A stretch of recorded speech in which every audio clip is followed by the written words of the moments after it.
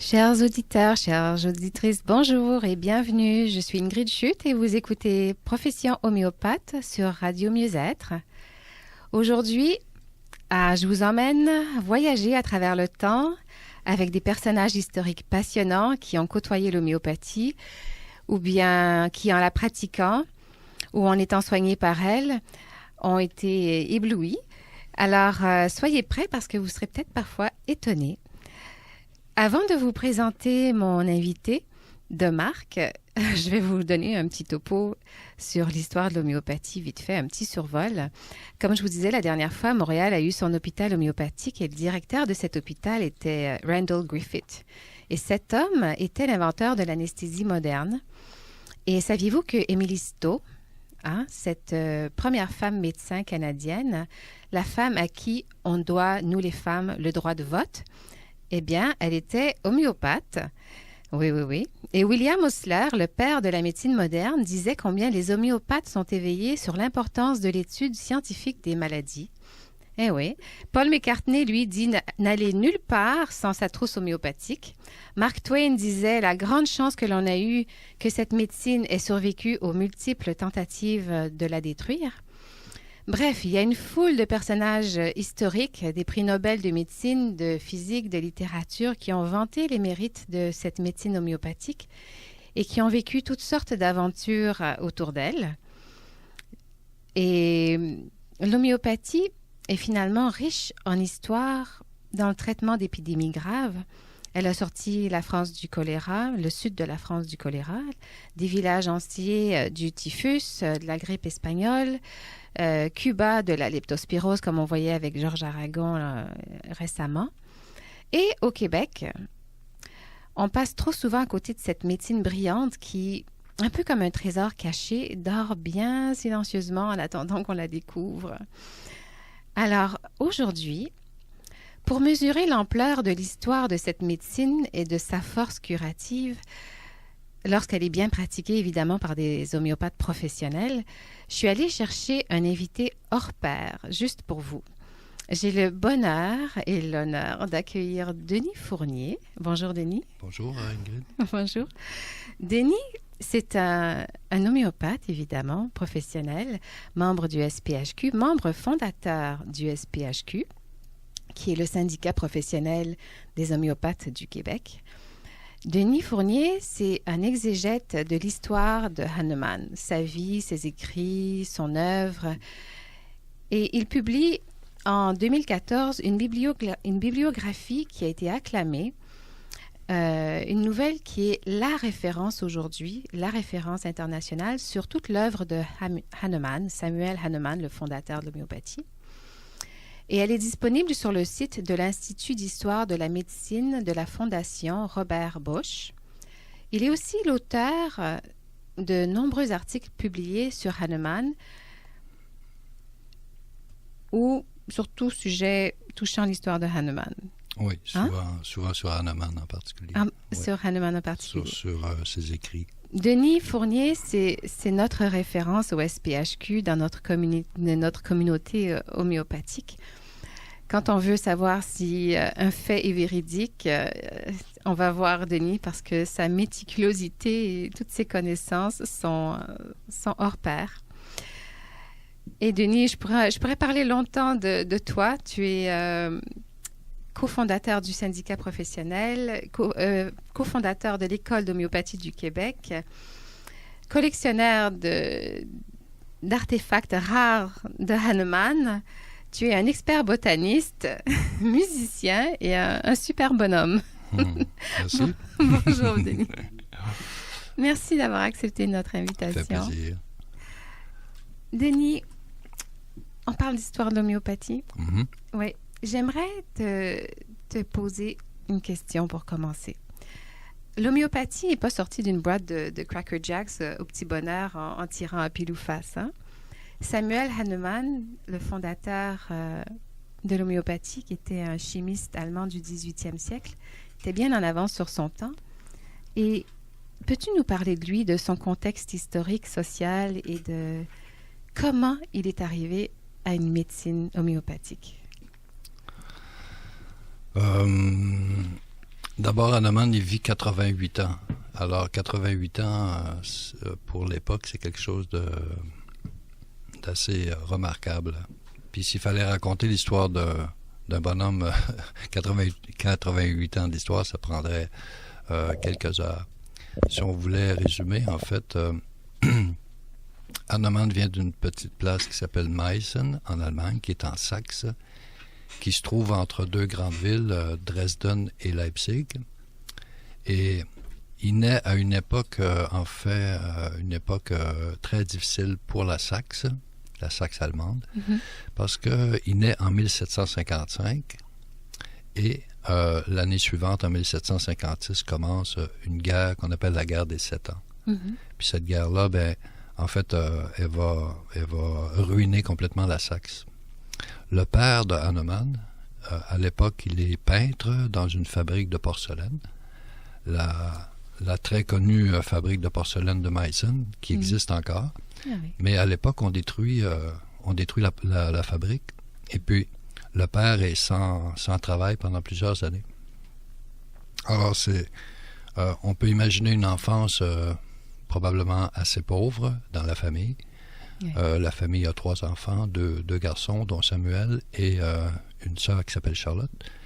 Et c'est probablement pour ça que le père Hahnemann souhaite pas que son fils continue à aller à l'école dans la petite enfance.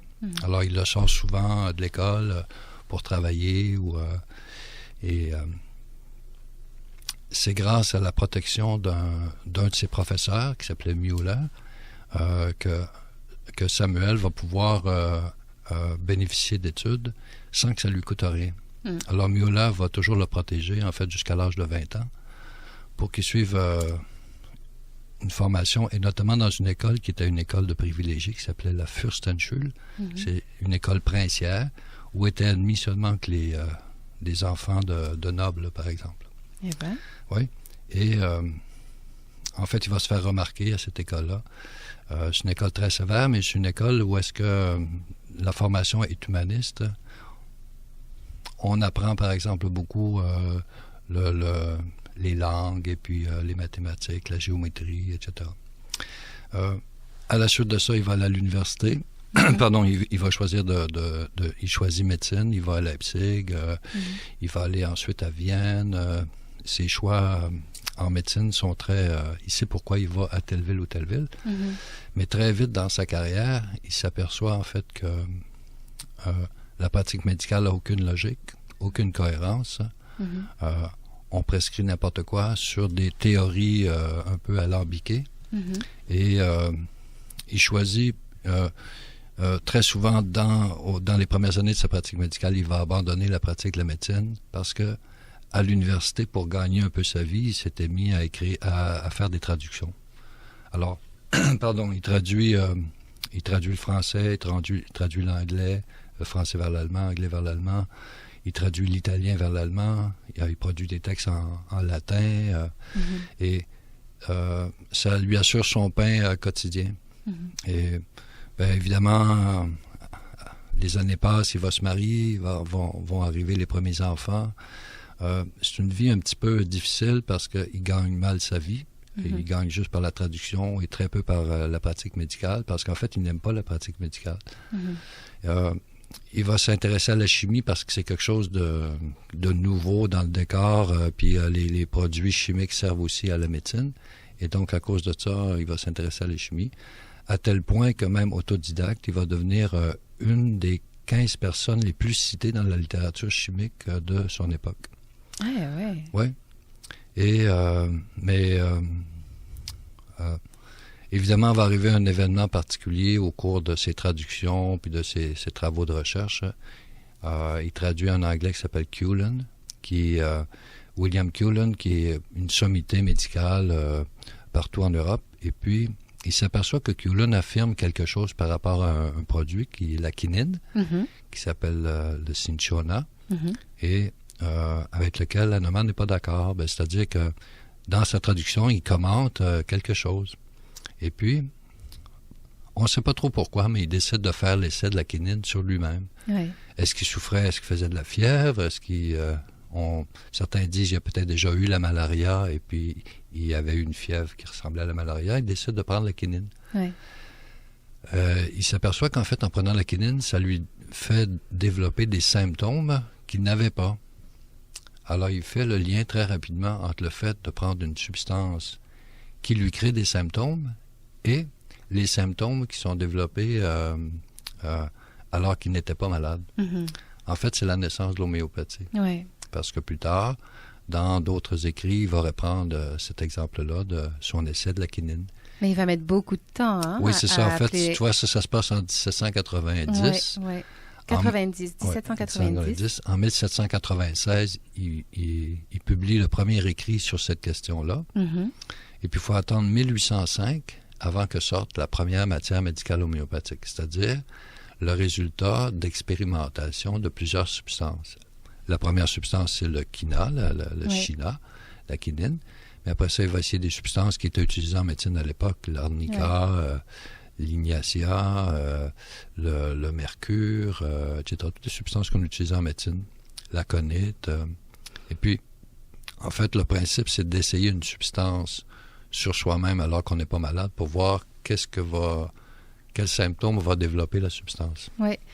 Donc, il met combien d'années avant, entre le premier soupçon, la première étincelle, et il y a combien d'années de travail et de recherche avant qu'on puisse vraiment parler d'une médecine homéopathique? En fait, on se situe en 1810 comme l'apogée de sa pensée. Là. C'est-à-dire qu'il arrive en 1810 à écrire un ouvrage qui s'appelle l'Organon de la médecine rationnelle. Mm-hmm. Alors, pour la première fois, il expose toute la thérapeutique, la manière de faire les remèdes, la manière de penser l'homéopathie dans un ouvrage qu'il va ramasser.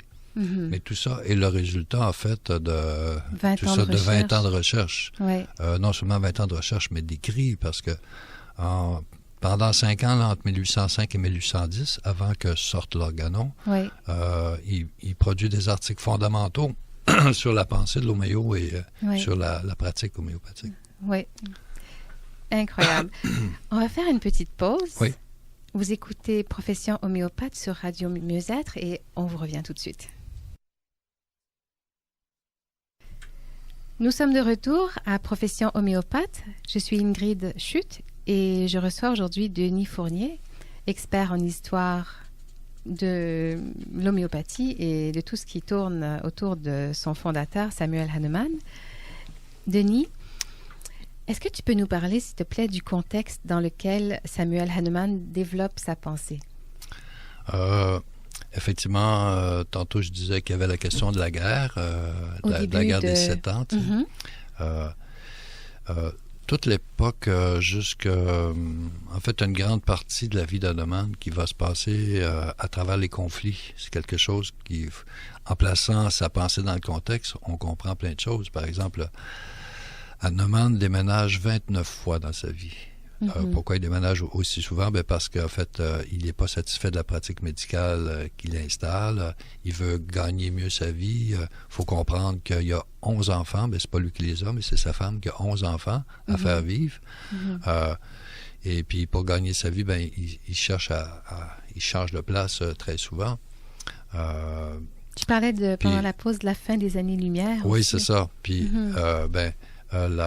c'est aussi l'époque de Napoléon. Alors, Napoléon qui envahit l'Allemagne, qui envahit l'Autriche, qui vient, qui va, qui oblige les familles à déménager, etc. Mais toute cette époque-là, en fait, la fin du 19e siècle, puis la fin du 18e siècle, puis le début du 19e, c'est une grande période dans l'histoire du monde parce que c'est ce qu'on va appeler l'époque des Lumières. Les Lumières, en fait, c'est la fin de l'hégémonie de la pensée de l'Église sur tous les sujets qui touchaient les humains. La science, la vie quotidienne, etc. Tout venait de la métaphysique religieuse, tout est expliqué en termes religieux. L'Église était toute puissante. En fait, les Lumières, c'est l'éveil d'un paquet de gens dans toutes sortes de domaines scientifiques, que ce soit l'astronomie ou la médecine ou la physique, la chimie, qui remettent en question tous ces dogmes-là qui viennent de l'Église. Mm-hmm. Et puis, les premiers balbutiements de la laïcité, finalement. Exactement. Mm-hmm. Ben, un des couronnements de ça, c'est pas juste celui-là, mais c'est la Révolution française, par exemple, Mm-hmm. où est-ce qu'on décide que le monarque, Mm-hmm. qui se dit tenir son pouvoir d'en haut, on lui coupe la tête. Hein? Mm-hmm. Alors, on n'en veut plus de ça, en fait. Mais il se passe la même chose dans tous les domaines, et particulièrement aussi en médecine. Mm-hmm. Et Hahnemann, on dit d'Hahnemann que c'est un enfant des Lumières. Mm-hmm. Parce qu'effectivement, toute sa pensée, ses études, tournent autour du fait qu'on veuille faire les choses de façon différente, puis qu'on veuille expliquer les choses. Oui. Donc, c'est une pratique en médecine qui va devenir plus empirique. On va faire des expériences, on va tenter d'expliquer les phénomènes en se servant de la nature. La référence, maintenant, c'est pas Dieu, c'est pas les dieux ou la religion. La référence, ça devient la nature. Oui. Comment on va expliquer les choses. Et en fait, comme je disais tantôt, Hahnemann, c'est véritablement un enfant des Lumières parce qu'il va garder cet esprit-là pendant toute sa vie. Mm-hmm. C'est un expérimentateur. Il va toujours chercher à savoir, à approfondir ses recherches à propos des remèdes, mais il va avoir une réflexion aussi sur le type de pratique médicale. Et William Osler, le père de la médecine moderne, disait aussi... Il parlait de Samuel Hahnemann en disant que c'était quelqu'un qui avait compris l'importance de la recherche scientifique. Il y a une époque, là, 1805-1810, je pense que j'en parlais dans l'autre émission, où est-ce que... Là, il va écrire un paquet d'articles et d'essais qui sont fondamentaux pour l'explication de sa pensée. Oui, c'était quoi ces ouvrages importants, justement, à Samuel Hahnemann? Effectivement, j'avais dit que... le premier ouvrage qu'on peut considérer important, c'est celui de 1805. 1805, il y a 2-3 ouvrages là, importants. Il y en a un qui s'appelle La médecine de l'expérience. Alors, en fait, pour la première fois, il commence à expliquer tout le sens que prend l'homéopathie. Comment on fait l'homéopathie, si tu veux. De l'expérience dans le sens d'expérimentation. La médecine, le titre dit qu'est-ce que ça veut dire. La médecine de l'expérience. Ça veut dire qu'en fait, pour lui, il considère que la pratique médicale elle doit rester empirique. Oui. Empirique, en fait, elle est liée à l'expérience que tu as dans la relation avec le patient. Ce ne sont pas des théories qui disent comment on doit pratiquer la médecine. C'est la pratique elle-même qui va dire comment on va faire. Ça, c'est fondamental dans la compréhension de la médecine. Parce que, encore aujourd'hui, la médecine, elle est imbue de théorie. Elle fonctionne par théorie, en fait. Alors que lui, il dit qu'il faut toujours ramener à la pratique. Donc, la connaissance des substances, la connaissance des remèdes, elle passe aussi par la connaissance expérimentale. C'est-à-dire, c'est en l'essayant qu'on va savoir comment on va faire. C'est pour ça qu'il appelle ça la médecine de l'expérience. L'homéopathie, c'est la médecine de l'expérience. On pratique parce qu'on a l'expérience des choses. Oui, et dans l'autre émission avec Georges Aragon, je disais justement que Samuel Hahnemann disait que l'expérience est le premier verdict de l'homéopathie. Oui. Et c'est comme ça que Kant... Oh, j'aimerais tellement que tu nous parles de Kant. Oui, il dit en fait, Hahnemann disait, si vous voulez juger de l'expérience ou de ce que c'est que moi je dis, essayez-le. Oui. Alors, il disait, imitez-moi. Oui. Donc, faites comme j'ai fait. Oui. Et puis on verra après. Oui. Arrêtez de dire que ça ne fonctionne pas. Oui. Arrêtez de dire n'importe quoi, puis d'élaborer des théories sur l'homéopathie. Oui. Faites-le, puis là, après ça, on en parlera. Avec une honnêteté intellectuelle, tu peux en faire l'expérience. Oui. Dans les ouvrages importants, après ça, l'ouvrage le plus important, c'est l'Organon. L'Organon de la médecine rationnelle, qui va devenir dans une édition suivante l'Organon de l'art de guérir. Alors, l'Organon va être réédité 5 fois, entre 1810 et 1833. Après la mort de Hahnemann en 1843, en fait, il existe une 6e édition qui est prête, mais qui va apparaître juste en 1921, parce que la veuve de Hahnemann va retenir le manuscrit pendant longtemps. Et puis, il y a beaucoup de gens qui vont vouloir acheter le manuscrit, mais ça va prendre entre 1843 et 1920 avant qu'on puisse l'acquérir. Puis dans la dernière édition, il apparaît des choses nouvelles qu'on ne savait pas là, sur l'expérimentation qu'il faisait avec les substances. Dans les ouvrages importants, il y a aussi un ouvrage majeur qui s'appelle « La théorie des maladies chroniques » en 1828. La théorie des maladies chroniques va créer un gros malaise dans la communauté homéopathique de cette époque-là. Pourquoi?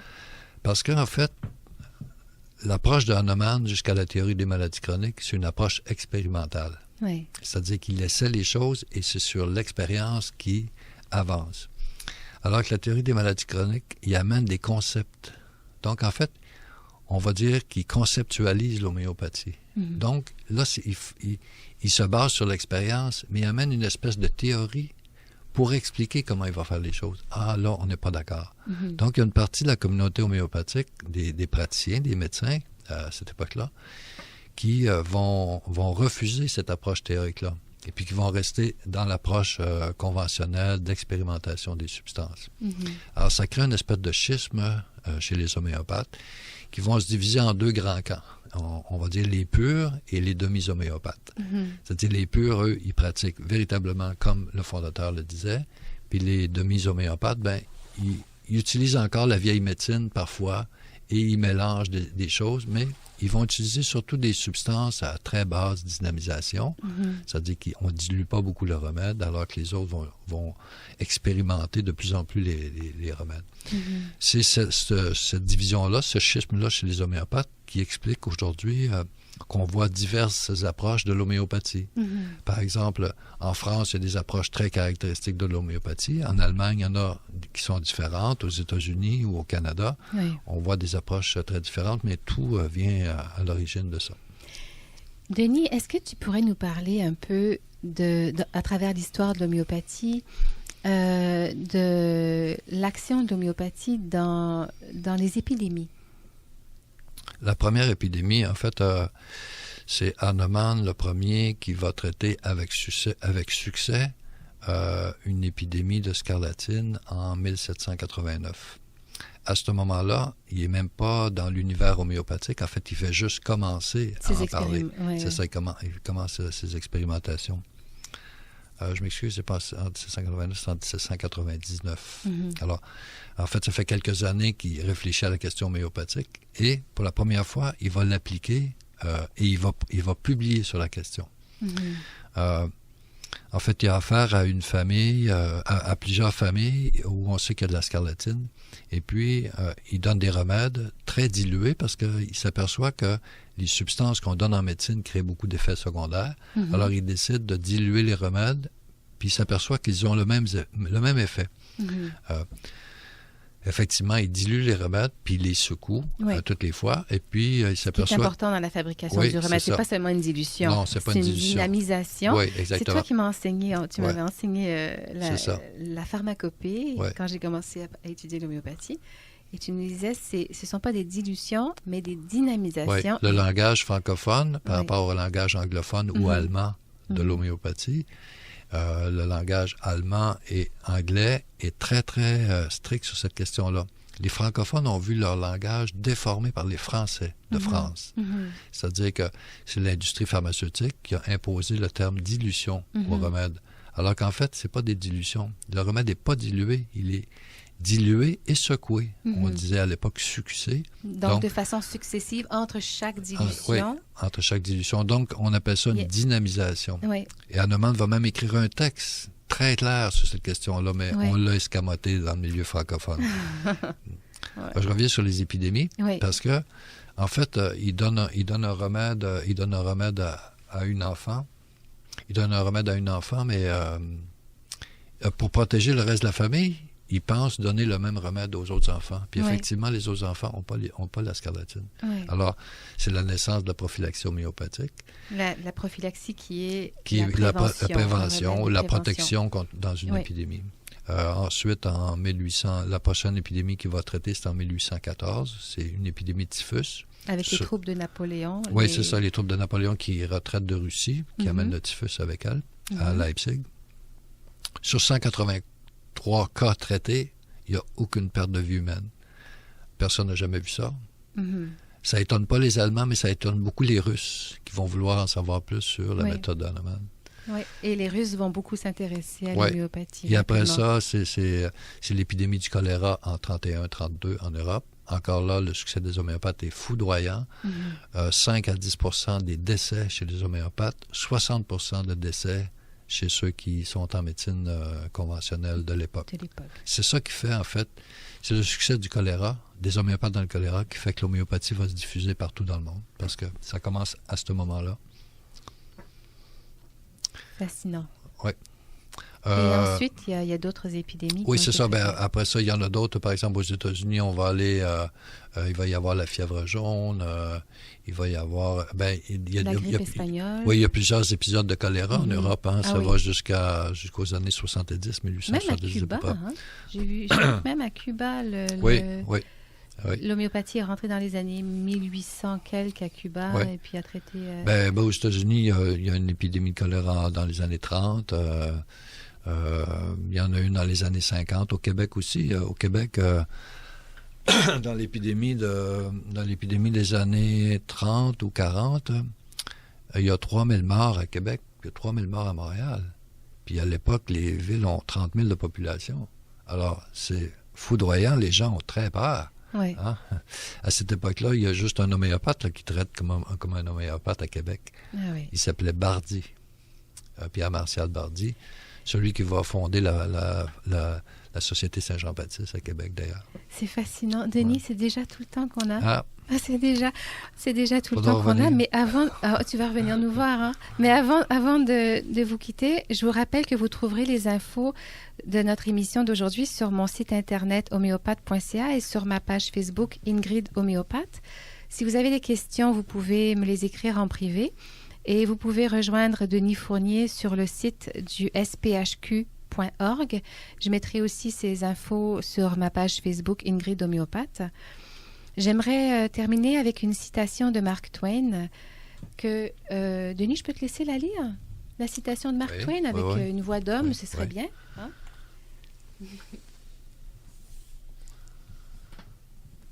c'est celle-là ici. Celle-là ici. Là. Celle-là. Oui.